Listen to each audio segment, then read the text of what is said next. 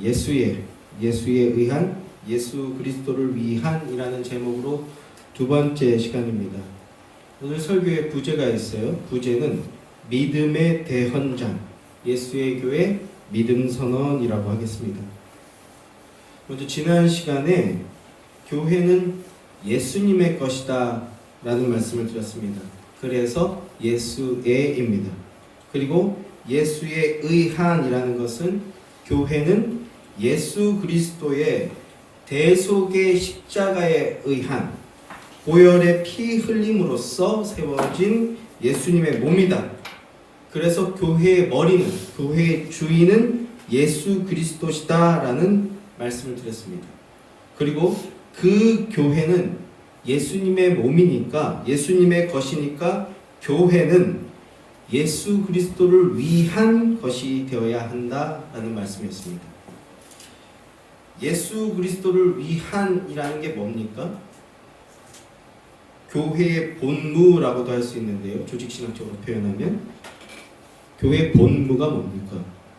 복음 증거하는 겁니다. 믿음 고백함으로 복음 증거하는 겁니다. 예수 그리스도를 증거하고 예수 그리스도의 복음을 선포하는 것이 교회의 일입니다. 그래서 이어서 오늘 예수에 의한 예수 그리스도를 위한이라는 제목으로 두 번째 시간으로 말씀을 나누려고 하는데요. 오늘은 예수 그리스도를 위한이라는 이 부분을 좀 더 깊게, 그리고 좀 더 진취적이고 적극적인 자세로 말씀을 나누어 보고자 합니다. 먼저 오늘 본문 말씀이 담겨있는 갈라디아서는요, 흔히 이런 부제가 붙습니다. 자유의 대헌장, 저는 이걸 믿음의 대헌장이라고 고쳤는데요. 자유의 대헌장 또는 그리스도인의 독립선언문이라는 이런 부제가 갈라디아서에는 붙습니다. 갈라디아서를 자유의 대헌장이라고 하는데, 이 대헌장이라는 것은요, 라틴어로는 마그나 카르타라고도 하거든요. 이 마그나 카르타, 대헌장이라는 것은 1200년대 일입니다. 13세기 영국에서 존이라는 왕이 있었어요. 이 존 왕의 폭정에 시달리던 귀족들과 교회가 왕에게 저항하는 사건이 벌어집니다. 그런데 이 사건은 세계사적으로도 굉장히 깊은 의미를 가집니다. 그 이유가 이때까지만 해도 1200년 되면 중세잖아요. 이때까지만 해도 백성들은 왕을 하늘이 내린 사람이라고 생각했어요. 하늘이 내려준 사람, 그래서 신의 아들 이렇게 생각했습니다. 그런데 그런 신의 아들을 향해서 봉기가 일어난 겁니다. 저항을 한 거예요. 엄청난 사건이 벌어진 겁니다. 그런데 단순히 힘들어서 이렇게는 못 살겠다, 이렇게 하면서 집단으로 달려들어서 뭐 때려 부시고 끌어내리고 죽이고 이렇게 한 것이 아니라, 놀랍게도 그들이 한 것이 무엇이었냐 하면 왕과 조약을 맺는 거였어요. 저항 세력이 국왕과 백성의 역할과 한계에 대해서 규정하면서 조약을 맺었습니다. 법을 세운 거예요. 법을. 책임과 한계, 의무와 권리에 대한 규정을 법으로서 세운 겁니다. 그래서 그 조약을 위대한 조약이다 해서 마그나 카르타, 대헌장 이렇게 부르는 겁니다. 왕을 끌어내리고 그 부역자들을 색출해서 죽이고, 우리가 생각하는 혁명이라는 게 이런 거잖아요. 저항 세력이 이렇게 막 폭력적인 방식으로 해서 자기의 의견을 관철한 게 아니라, 저항 세력이 우리는 백성으로서 백성의 의무를 다할 테니까 왕은 이 조약에 따라서 법의 테두리 안에서 우리를 통치해달라, 왕의 역할을 제대로 해달라, 이렇게 얘기한 겁니다. 괜히 영국에서부터 의회 민주주의가 발생하고 그리고 의회 민주주의가 발전한 게 아닙니다. 이미 1200년대부터 영국은 이런 방식으로 저항을 했어요. 자, 이 조약이 바로 마그나 카르타 대헌장인데, 특별히 마그나 카르타에 대해서 조금 더 말씀을 드린다면, 마그나 카르타에서의 쟁점은요, 조세 저항이었어요. 세금 걷는 문제. 세금을 왕 마음대로 걷지 말라는 거예요. 세금을 내는 것은 시민의 의무입니다. 세금이 잘 거쳐야 그 나라가 풍요로워지고 풍요로워져야 나라가 안정이 됩니다. 안정이 돼야 백성들도 평안해지는 거예요. 이 사람들은 이걸 잘 알고 있었습니다. 그들은 그 의미를 잘 알고 있었고, 그래서 우리는 세금을 열심히 낼 거다. 우리의 의무를 다 할 거다라는 거예요. 그러니까 우리가 열심히 우리의 의무를 다 할 테니 왕은 왕 마음대로 세금을 걷지 말라. 이런 겁니다. 뭐예요? 의무가 권리가 되는 순간입니다. 자, 영국의 조세 저항 운동에서 우리가 잘 아는 유명한 인물 하나가 등장합니다. 그게 누구냐면 바로 로빈 후드라는 인물입니다. 우리가 영화나 동화 같은 데서 많이 봐서 창작된 인물이라고 생각하는데 실존 인물이에요. 로빈 후드 하면 우리는 활 잘 쏘는 사람. 그래서 어떤 분들은 그 아들의 머리 위에다 사과 놓고 활 쐈던 윌리엄 텔과 헷갈리시는 분들이 있는데, 그 사람하고 또 다른 사람이에요. 활 잘 쏘는 사람. 그리고 로빈 후드라고 하면 우리가 제일 많이 생각하는 게 뭡니까? 활 잘 쏘는 사람으로서 의적 활동을 한 사람, 이렇게 알고 있는데요. 그래서 우리나라 사람들은요, 흔히 홍길동과 비슷한 인물로 착각합니다. 그런데 사실 로빈 후드와 홍길동은요, 그 내용을 보면 완전히 다른 내용이에요. 완전히 다른 내용입니다.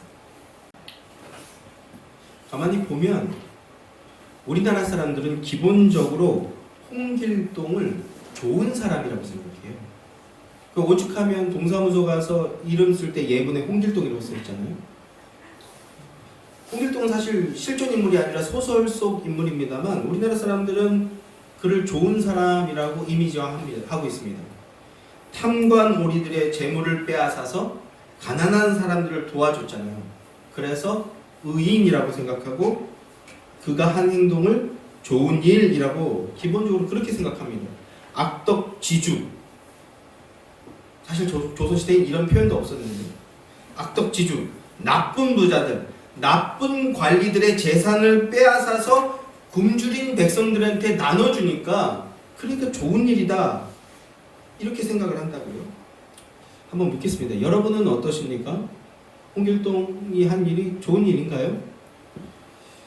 여러분들도 나쁜 사람의 돈을 빼앗은 거고, 그리고 그 돈으로 착한 사람들, 가난한 백성들한테 나눠준 거니까 그 일은 참 좋은 거다, 그 일은 장려할 만한 일이다, 이렇게 혹시 생각하고 계시나요?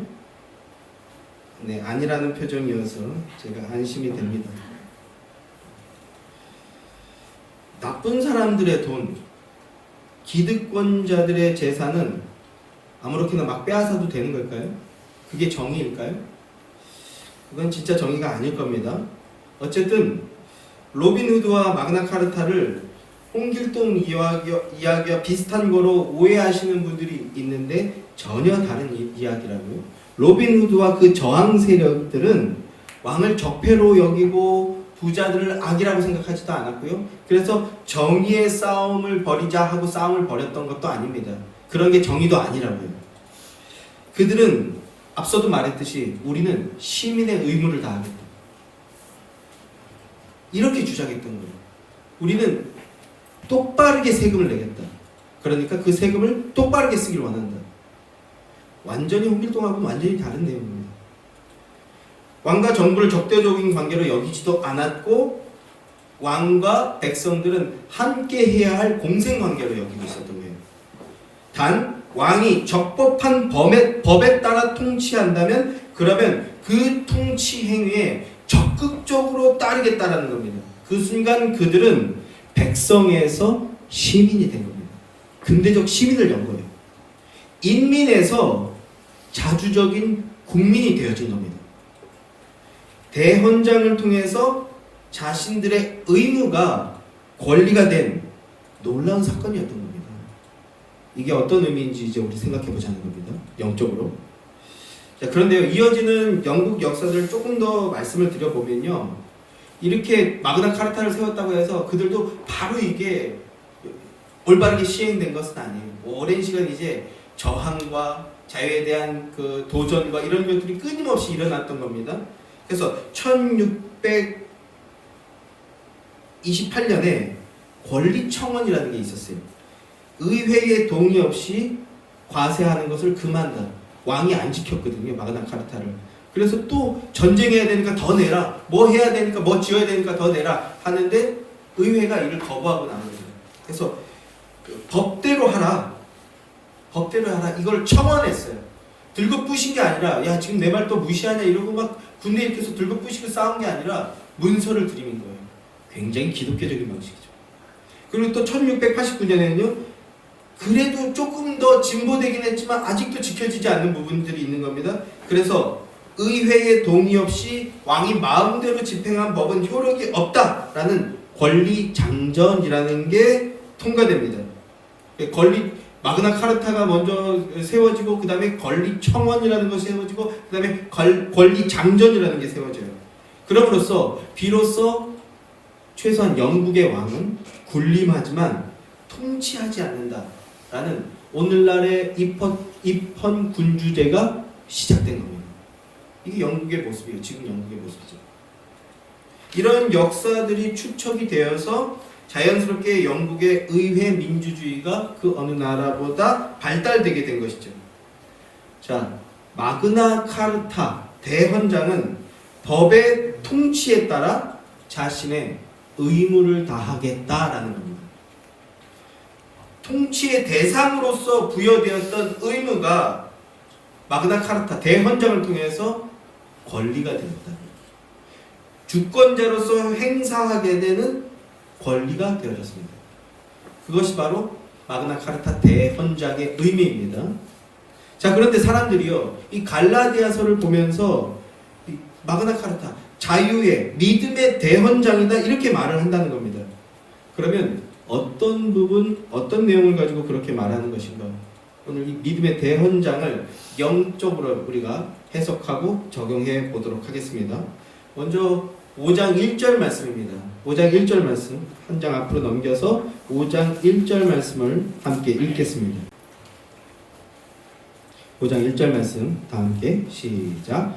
그리스도께서 우리를 자유롭게 하시려고 자유를 주셨으니 그러므로 굳건하게 서서 다시는 종의 멍에를 매지 말라. 그리스도께서 우리를 자유롭게 하려고 자유를 주셨으니라고 하죠.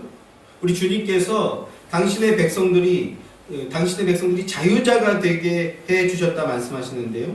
그런데 어떤 방법으로 우리를 자유를 주시고 자유자가 되게 하셨는가? 4장 4절 5절 말씀을 보면 이렇게 말씀합니다. 눈으로 한번 보시기 바랍니다. 때가 참에 하나님이 그 아들을 보내사 여자에게 나게 하시고 율법 아래에 나게 하신 것은 율법 아래에 있는 자들을 속량하시고 우리로 아들의 명분을 얻게 하려 하심이라 이렇게 말씀합니다. 때가 참에 자기 아들을 여자에게 나게 하셨다 합니다. 여자의 후손을 보내어 뱀의 머리를 박살내겠다고 한 창세기 3장 15절에 하나님의 말씀, 언약의 성취의 말씀이죠. 언약의 성취인데 하나님께서 아들을 사람의 몸을 입고 이 땅에 보내셨다 합니다. 사람의 몸을 입고 이 땅에 오셨다. 그리스도의 인격이죠. 그리고 5절에서 이렇게 말씀해요. 우리를 속량하셨다라고 합니다. 값을 주고 사셨다라는 겁니다. 죽음으로써 우리들의 죄값을 대신 지불하셨다라는 겁니다. 그러니까 죽음으로써 우리에게 자유를 주셨다라는 겁니다. 죽음으로써 자유를 주셨다. 또 3장 13절 말씀을 보시면요. 그리스도께서 우리를 위하여 저주를 받은 바 되사라고 합니다. 그리스도께서 우리를 위하여 저주를 받은 바 되사 율법의 저주에서 우리를 속량하셨으니 기록된 바 나무에 달리는 자마다 저주 아래에 있는 자라 하였습니다. 주님께서 우리를 대신해서 우리가 받아야 할 저주를 대신 받으셨다 말씀합니다. 이것을 통해서 우리에게 자유를 주셨다라는 거예요. 이처럼 그리스도인의 자유는 우리 주님께서 주신 것인데 주님께서 대신 우리가 받아야 할 저주를 대신 뒤집어 쓰시고 주님께서 우리가 당해야 할 죽음을 대신 죽으셨다는 그 엄청난 대가 지불이 있었다는 겁니다. 그 대가 지불을 통해서 주어진 것이 바로 우리의 자유라는 겁니다. 예수 그리스도의 대속을 믿는 자 그리스도인에게는 자유가 주어졌습니다. 이 자유는 사탄의 지배로부터의 자유이고 사망의 권세로부터의 자유이고 사탄의 정죄로부터의 자유입니다. 영의 자유를 얻었다는 겁니다. 또 고린도후서 3장 17절 말씀에서도요. 주의 영이 임하는 곳에는 자유가 있다 이렇게 말씀하고 있어요. 영의 자유를 얻은 자는 육신의 영의 자유함 속에서 육신의 억압과 지배에도 더 이상 눌리지 않게 된다는 거예요. 그걸 경험해 본 자들은 알죠. 말도 안 되는 그 외적인 상황을 뚫고 나가는 힘이 나오게 된다는 거예요. 그래서 5장 1절 하반절 말씀에서는 이렇게 말씀해요. 그러므로 굳건하게 서서 종의 멍에를 매지 마라. 종의 멍에를 매지 마라 이렇게 얘기합니다. 세상의 억압과 핍박과 이런 것들에 눌려있지 말고 그리스도의 힘과 능력으로 뚫고 나가라 라고 얘기합니다. 영의 자유함을 얻은 자 그리스도인은 본질적으로 더 이상 영적으로나 육적으로나 노예의 삶이나 속박의 삶에 억눌려 있지 않게 된다는 거예요. 영적 DNA가 완전히 바뀌어버렸기 때문입니다. 완전히 바뀌어버렸습니다. 지금으로부터 딱 139년 전입니다. 139년 전 조선에 기독교가 들어왔어요. 그런데 1800년대 조선은 어떤 시대였습니까? 공식적으로 반상의 법도가 있던 시절입니다.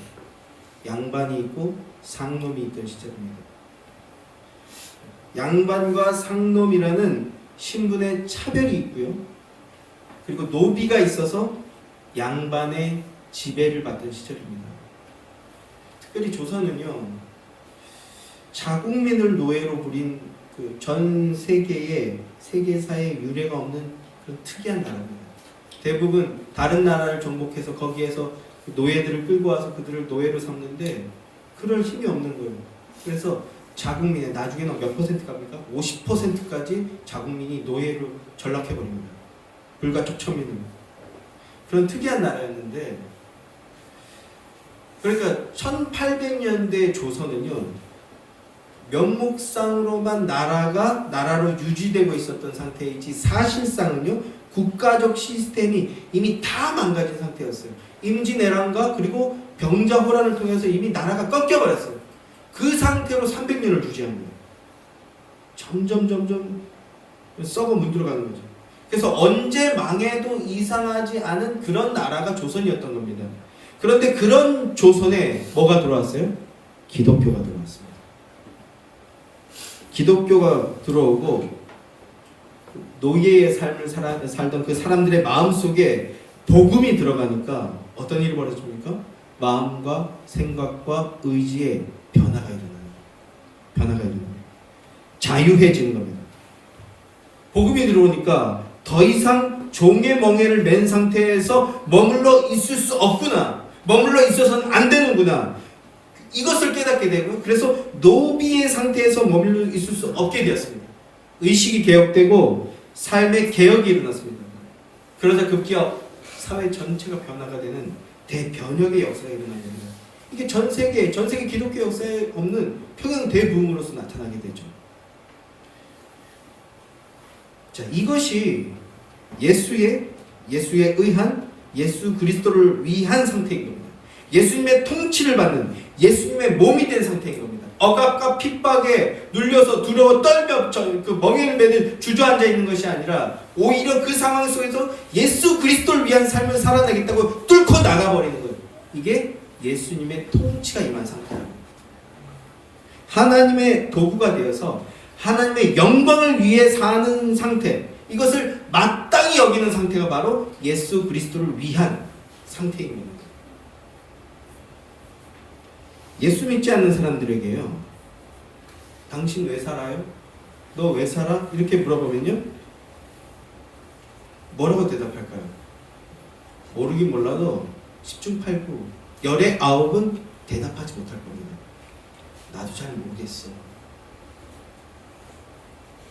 대한민국의 위대한 승려라고 했던 성철 스님도요, 마지막 법문이 뭡니까? 어디로 가는지 모르겠다. 어디로 가는지 모르겠다. 모른다라는 겁니다. 어디로 가는 거냐? 인생의 의미, 존재 이유가 뭐냐라고 물으면 대답하지 못합니다. 그런데 그리스도인들에게요, 삶의 이유가 뭐냐라고 물어보면요, 제가 우리 어린 청소년들한테 물어볼게요. 사람의 제일 되는 인생의 목적이 뭡니까? 한번 크게 기억이 날 듯 안 나요? 사람의 제일 되는 목적이 뭡니까? 인생의 목적, 하나님을 영화롭게 하는 겁니다. 그리고 하나님으로 말미암아 기뻐하고 하나님으로 즐거워하는 인생을 사는 겁니다. 송일은 문답 제 1문이죠. 자, 그리스도인이란 하나님의 사랑의 강권함을 받으며 하나님 사랑 안에 거하는 자들입니다. 하나님이 먼저 우리에게 사랑을 주시는 거예요. 사랑을 주시는 거예요. 제가 이 말할 때마다 떠오르는 말이 있는데, 일단은 첫째, 요즘 저와 저희 가족이 푸바오에 뒤늦게 꽂혔어요.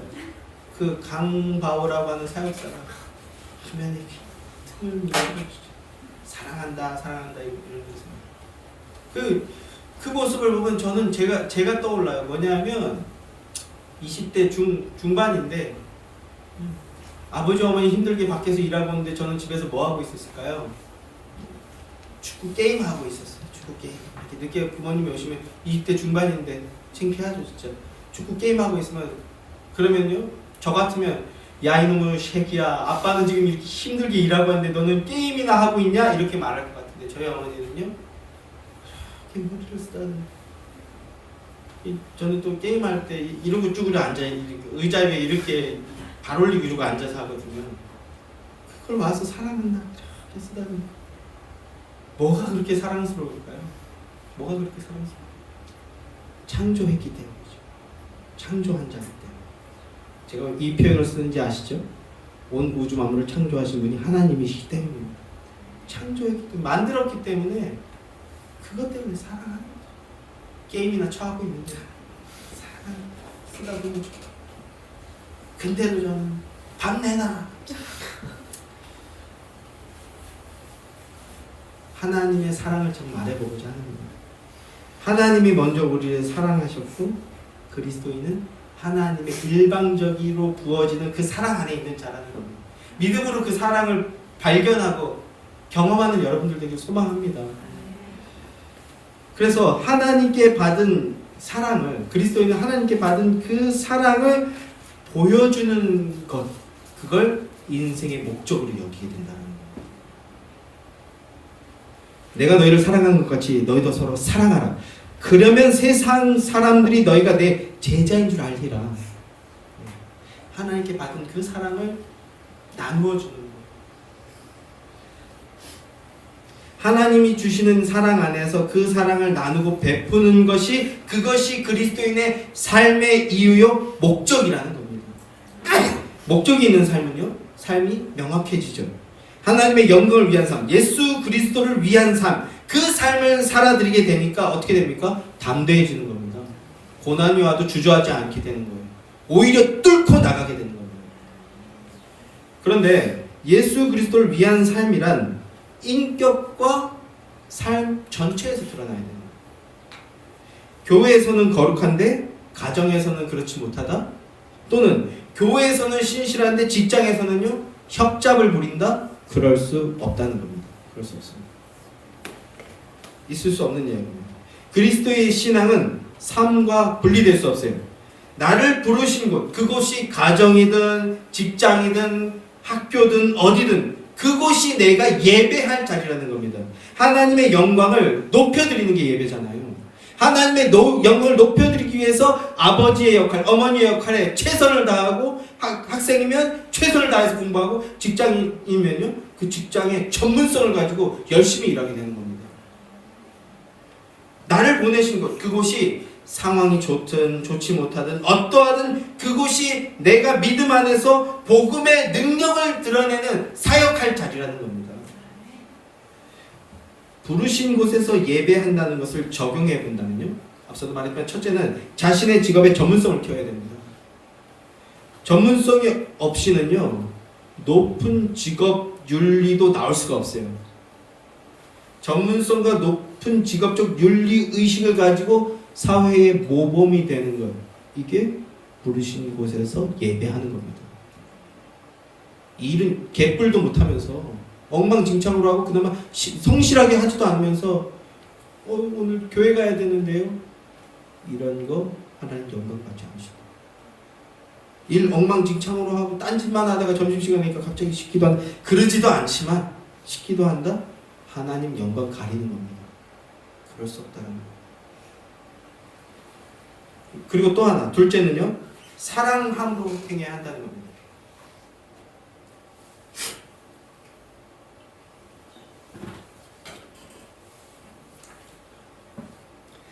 하나님을 사랑하듯 주어진 가정과 공동체와 직장 그 안에서 사랑함으로 행해야 된다는 거예요. 사랑하기 때문에 그렇게 한다는 겁니다. 보냄을 받은 그 자리를 사랑하지 않는다? 맨날 불평불만하고 여기 빨리 때려치고 딴 데 더 좋은 데 가야 되는데 이러고 있다?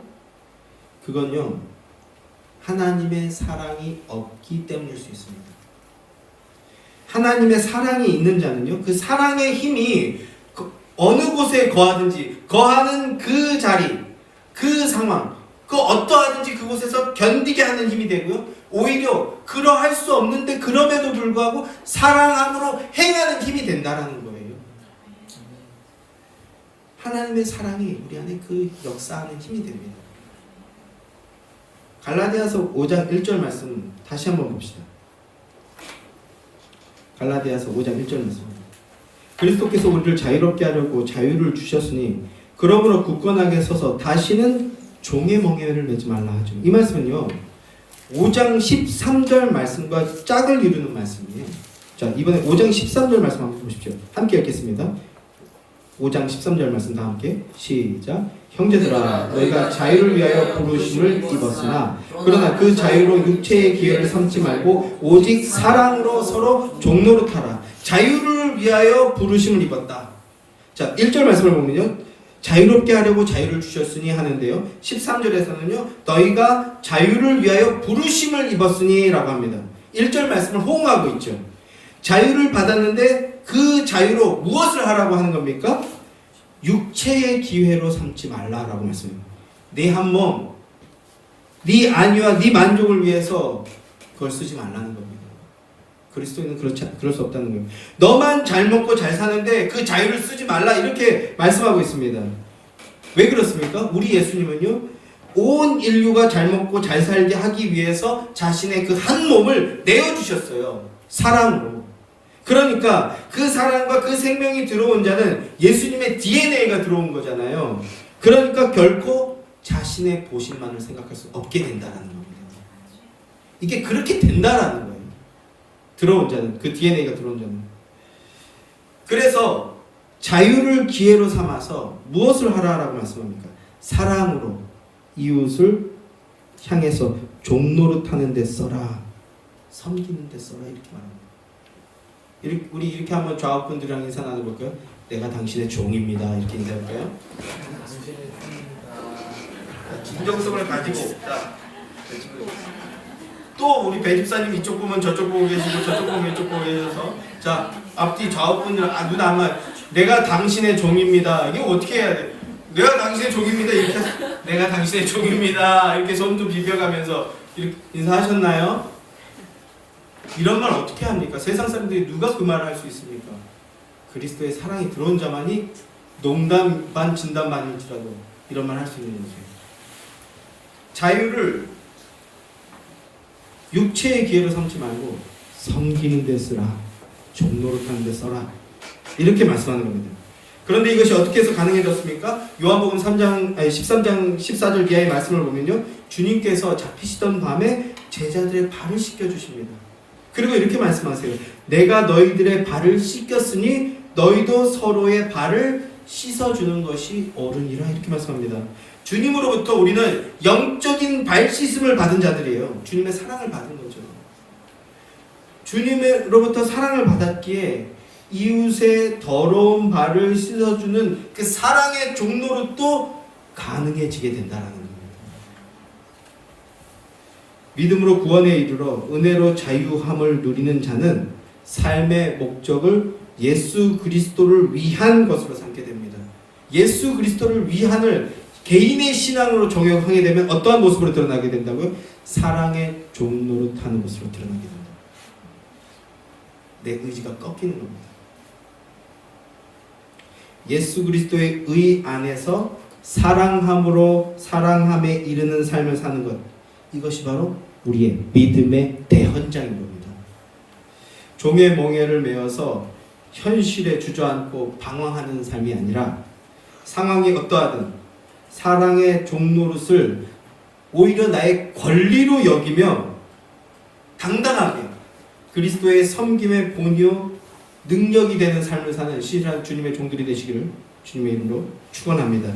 자, 이제 그리스도의 의를 믿음으로써 의롭다함을 얻게 된 사도 바울이 고백한 믿음 선언을 이제 다시 한번 읽어보겠습니다. 6장 14절 말씀입니다. 다시 한번 우리 믿음 선언으로서 당당하게 선포하듯이 한번 읽어볼까요? 다 함께 시작. 그러나 내게는 우리 주 예수 그리스도의 십자가 외에는 결코 자랑할 것이 없으니 그리스도로 말미암아 세상이 나를 대하여 십자가에 못 박히고 내가 또한 세상에 대하여 그러하니라. 예수님께서 제자들을 그리스도인으로 세우시고 자유자가 되게 하셨는데 그 목적이 무엇입니까?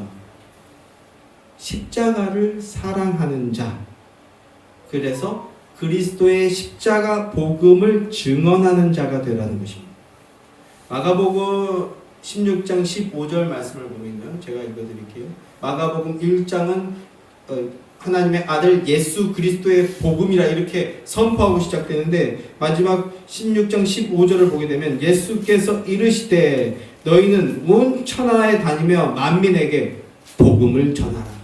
하나님의 아들 십자가 복음을 너희는 전파하라. 이렇게 인클루지오로 구성이 되어 있어요. 제자들에게 복음 증거라는 의무를 부여하시는 겁니다. 그런데 앞서 우리가 무슨 말씀드렸습니까? 의무를 내 것으로, 내 권리로 여기면요, 그 의무가 특권이 되는 겁니다. 억누리는 종의 멍에가 아니라 종의 멍에 같아 보이는 그게 오히려 내 특권이 되는 거예요. 특별한 권리. 주님께서 주신 복음 증거라는 이 의무를 거룩한 특권으로 여기시며 은혜를 누리시는 여러분들 되기를 주님의 이름으로 소망합니다. 자, 이렇게 주님께서는 복음을 증언하라고 그리스도인을 부르시고 그리스도인으로 부르시고 교회로 우리를 부르셨는데, 그런데 오늘날 교회들은 무엇을 증언하고 있습니까? 무엇을 자랑하고 있나요? 교회 건물을 성전이라고 부르면서 건물 자랑하고 있지는 않습니까? 다시 한번 말씀드리는데요, 뭐 여기 지하당 예배당이라서 여긴 예배당이고 독립 건물이 있으면 거긴 성전이고 그런 거 아닙니다. 다시 한번 말씀드리는데 예수의 교회 성도들은 교회 건물을 성전이라고 부르지 마세요. 우리가 성전입니다. 성령님이 거하시는 전입니다. 우리가 기억하시기 바랍니다.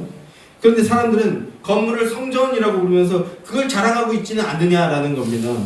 심지어는요, 안타깝게도 이런 모습들을 많이 봐요. 나는 이런 건물이 있는 교회에 다니는 사람이다. 나는 이런 조직 있는 교회에 다니는 사람이다. 그것이 마치 자신의 신앙이냐, 그걸 자랑으로 여기는 사람들이 있다라는 겁니다. 그것이 옳겠습니까? 또 자선, 선행, 구제, 선교 이런 것들을 자랑하고 있지는 않습니까? 교회가? 우리는 이 정도의 일을 의로 여기며 그 행함을 자랑으로 여기지 말자라는 겁니다. 그건 자랑이 아닙니다. 오히려 사실 그 선행, 구제, 선교 이런 거 행위 자체, 그 행위 자체는 악이 아니에요. 좋은 겁니다. 그러나 믿음이 없는 행함은 껍데기일 뿐이라는 겁니다. 우리는 배설물 쌓는 그런 교회가 되지 맙시다. 그건 오히려 하나님을 반역하는 행위입니다. 그리스도인이란 예수 그리스도의 십자가를 증언하기 위해 부름받은 자들이라는 거예요. 그래서 그리스도인으로 부름받고 자유자가 된 사도 바울도 믿음 선언을 하는데 뭐라고 말씀합니까? 나는 오직 십자가만 자랑하겠다. 십자가만, 증언도 아니고 뛰어넘어서 난 십자가만 자랑하겠다라는 겁니다. 그것이 예수 그리스도를 위하는 것이기 때문에 그렇습니다. 그러면 사도 바울은 왜 십자가만 자랑하겠다라고 말하는 걸까요? 이게 우리의 자랑의 이유인데, 우리의 구원이 바로 이 십자가로 말미암았기 때문입니다. 그리스도께서 지신 십자가가 우리를 구원하였고 우리를 자유케 하였고 그래서 자유자가 되게 했기 때문에 우리는 십자가만 자랑하는 겁니다. 그래서 그리스도인은요 십자가를 사랑합니다. 사랑하는 성도 여러분, 십자가는요 주님께서 우리를, 여러분을 사랑하신다는 증거입니다. 그러니까 여러분 다른 곳 쳐다보시지 마시기 바랍니다. 다른 길로 가시지도 마시기 바랍니다. 오직 십자가만 바라보십시오. 거기에 구원이 있습니다. 제가 간증으로도 이미 많이 말씀드렸는데요. 25년이라는 세월을 교회 안에서 자랐어요. 태어나는 그 순간부터 교회에서 열심히 교회 일들을 했어요. 어디 가서 부끄럽지 않게 막 큰 당당하게 교회 일들을 했어요. 그런데 딱 하나, 예수 그리스도 사랑하는 믿음, 구원의 믿음만 없었어요. 그래서 내 아집과 고집으로 하나님마저 욕하면서 분노하며 내 의를 앞세우는 삶을 살았어요. 그런 삶을 살면서 방황하다가 25년째 되는 어느 날 인도자가 이 한마디 했습니다. 십자가 앞으로 나오십시오. 그래서 나아만 장군이 요단강 물에 몸을 담그듯이 아무것도 보이지 않지만 그 말에 순종했어요. 십자가 앞으로 나갔습니다. 그리고 십자가를 믿음으로 바라봤습니다. 그 순간 나는 죄인이구나. 회개에 눈물이 터져났어요. 그리고 이어지는 게 뭡니까? 하나님께서는 한결같은 사랑으로 나를 사랑해주고 계셨군요. 이 25년의 삶이 반추가 되면서 하나님이 나를 사랑해주고 내게 그 생명의 손을 내밀고 있었는데 나는 내가 원하는 손이 아니기 때문에 그 손은 틀렸습니다 라고 말하며 뿌리치고 있었다는 거예요. 그게 뭡니까? 그게 죄랍니다. 그런데 십자가 앞에 엎드려서 그 손을 잡자 하나님이 나를 사랑해 주셨구나라는 걸 깨닫게 됩니다. 그러자 25년간의 그 모든 짓눌렸던 그 멍에들은 아무것도 아니라는 걸 깨닫게 된 겁니다. 자유하게 됐고 그때부터 뚫고 나가게 되는 거예요. 뚫고 나가서 어디로 갔습니까 제가? 여기 여러분 여기로 왔습니다. 은혜의 자리잖아요. 그래서 제가 정말 간절하게 피 끓는 심정으로 여러분께 권면드리는 겁니다. 사랑하는 성도 여러분, 십자가 앞으로 나오십시오. 십자가 앞으로 나와서 십자가를 바라보십시오. 거기에 구원이 있고 거기에 하나님의 사랑이 있습니다. 날마다 믿음으로 십자가를 바라보시고 그리스도의 사랑이 깃든 십자가 앞에 날마다 서시기 바랍니다. 거기에 새 생명이 있습니다. 십자가 앞에서 주님의 사랑을 고백할 때 우리는 또다시 새로워지고 더욱더 거룩해지는 은혜의 역사를 날마다 맛볼 수 있게 되는 겁니다. 이것 여러분도 누리시게 되는 것, 그게 제가 목사된 이유입니다. 다른 거 없어요. 그게 예수의 교회의 존재 이유입니다. 거기에 우리 모든 걸 걸자는 거예요. 그게 예수의 교회의 믿음의 대헌장입니다. 나의 구원은, 우리의 구원은 오직 십자가로 말미암은 것인데요. 나의 성화도, 우리의 성화도 오직 십자가로만 말미암는 것이기 때문에 우리는 날마다 십자가를 붙들어야 됩니다. 믿음으로 날마다 십자가 붙드는 여러분들 되시기를 주님의 이름으로 축원합니다. 그래서 이 놀라운 신비를 깨달은 사도 바울은 나는 십자가만 자랑하겠다라고 선언했습니다. 할렐루야. 우리는 십자가만 증언하고 십자가만 자랑하겠습니다 라고 믿음 선언하는 교회가 됩시다. 그리스도의 십자가를 통해서 예수님의 사랑을 깨달은 자들은 예수님만 사랑하게 됩니다. 6장 14절 하반절 말씀을 보면요, 예수님을 사랑하게 된 자는 이렇게 된다고 합니다.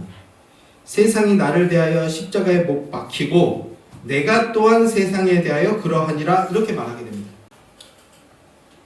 이 말이 무슨 뜻인지 잘 와닿지 않으실 수 있는데요. 이 말을 좀 더 직관적으로 와닿을 수 있도록 제가 새번역 성경 버전을 한번 읽어드려 볼게요. 그런데 내게는, 새번역 성경입니다. 그런데 내게는 우리 주 예수 그리스도의 십자가 밖에는 자랑할 것이 아무것도 없습니다. 그리스도로 말미암아 내 쪽에서 보면 세상이 죽었고 세상 쪽에서 보면 내가 죽었습니다. 이렇게 말합니다. 세상 사람들의 눈에는 십자가 같이 어리석은 게 없어요. 그 어리석어 보이는 십자가를 사랑하게 된다는 겁니다. 십자가를 사랑하며 그리스도를 위한 삶을 살아가는 자들, 성도와 교회가 세상의 눈에는 어리석어 보이겠지만, 그러나 예수님의 몸에 연합된 자, 그래서 예수님의 시선으로 세상을 바라보게 된 그리스도인은요, 썩어질 세상이 이제 더 이상 썩어질 것으로 보인다는 거예요. 그 세상은. 그래서 썩어질 것들에 아무리 잘 나가도 10년이에요. 건불 10년이라고. 그런 것들에 목숨 걸며 그 와중에 반목하며 살아가는 그 세상이 십자가 안에 있는 자에게는 어리석어 보이게 된다라는 뜻입니다. 세상은 예수님을 죄의 형틀인 십자가에다 내다 버렸습니다. 그런데 우리 주님 예수님은요, 그 십자가를 기쁨으로 받아들이셨고요, 주님의 원수들이 받아야 할 그 저주를 대신 다 뒤집어 쓰셨습니다. 대신 다 감당하셨어요. 예수님은 세상을 버리시지 않으셨습니다. 오히려 사랑하셨습니다. 대속제물이 되셔서 섬겨주신 겁니다. 그 십자가가 바로 우리의 십자가입니다. 사랑하는 성도 여러분, 우리 예수의 교회는 이 십자가만 믿고 붙드는 주님의 몸이요 주님의 교회가 되기를 간절히 소망합니다. 주님께서 우리에게 교회 설립이라는 복을 주셨는데, 이 복받은 예수의 교회가 오직 우리 주 예수 그리스도의 십자가만 사랑하고 자랑하는 교회가 되기를 축원합니다. 오직 예수 그리스도의 십자가라는 반석 위에 선 교회가 되어서 십자가만 붙들고 십자가만 증언하는 참된 교회가 되기를 소망합니다. 이 믿음 선언이요, 저와 여러분, 우리 예수의 교회의 믿음 선언이기를 간절히 소망합니다. 우리는 예수에 의해 교회가 된 예수의 것으로서 오직 예수 그리스도를 위한 교회가 되겠습니다. 우리는 예수 그리스도라는 반석 위에 선 교회가 되어서 먹든지 마시든지 무엇을 하든지 선교를 하든지 친교를 하든지 십자가 복음 증거와 그리고 십자가 복음 안에서의 사랑을 나누는 교회가 되겠습니다 라고 소망하고 결단하는 여러분과 예수의 교회가 되기를 주님의 이름으로 축원합니다.